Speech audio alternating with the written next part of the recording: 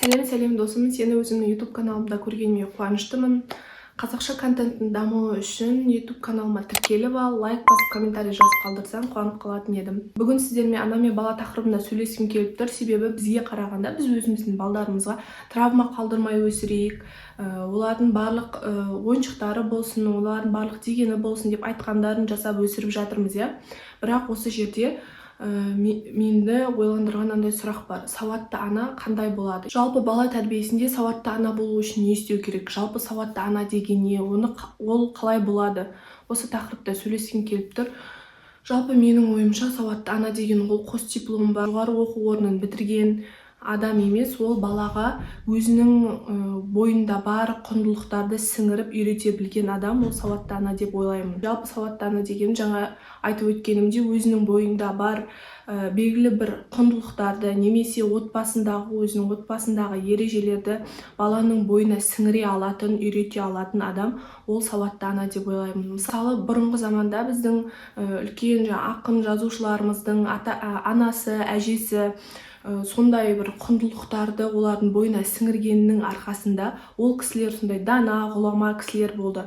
Мысалы, қазіргі заманда да біз өзіміздің отбасылық ережелерімізді, құндылықтарымызды балаға кішкентай кезімізден үйретіп отырсақ, біз міне сауатты ананың бір белгісі ретінде қарауымыз қажет.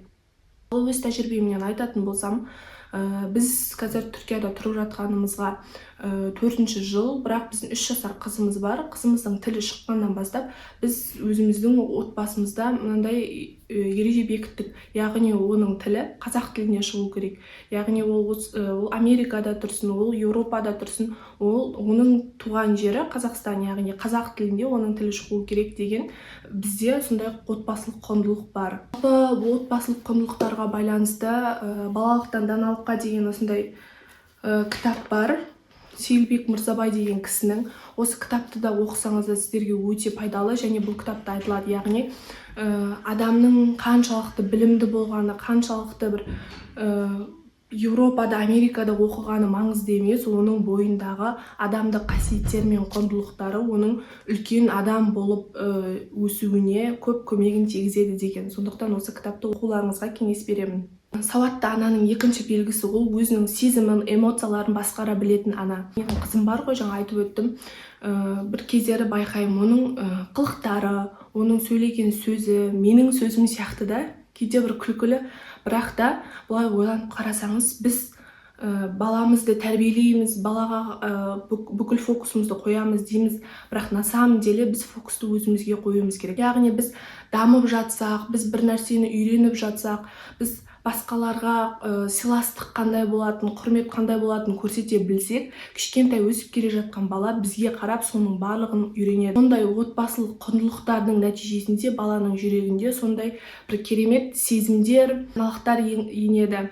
Сондықтан да біз ана ретінде өзіміздің баламыздың болашағы үшін өзіміздің сезімдерімізді, эмоцияларымызды басқара алып, әрқашан даму үстінде, әрқашан бір нәрсені білуге құштар болуымыз қажет. 3-ші сауатты ананың белгісі ол баласын тыңдай білетін ана.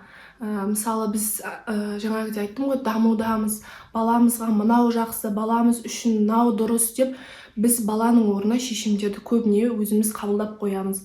Ол балаға не үшін жаман, мысалы, ол өз-өзімен ертең үлкен бір шешімдерді қабылдай алмайды, өзінің қоғамда өзінің орнын табуына өте қатты кері әсерін тигізеді.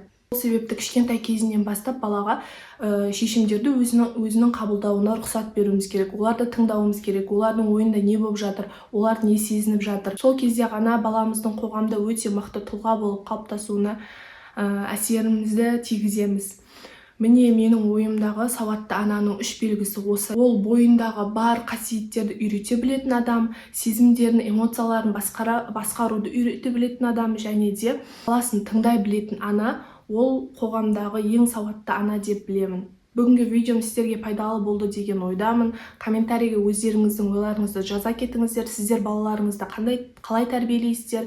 Сіздердің отбасыларыңызда қандай құндылықтар, қандай ережелер бар? Және де сауатты ана дегеніміз сіздер үшін нені білдіреді? Барлығыңызға пока-пока.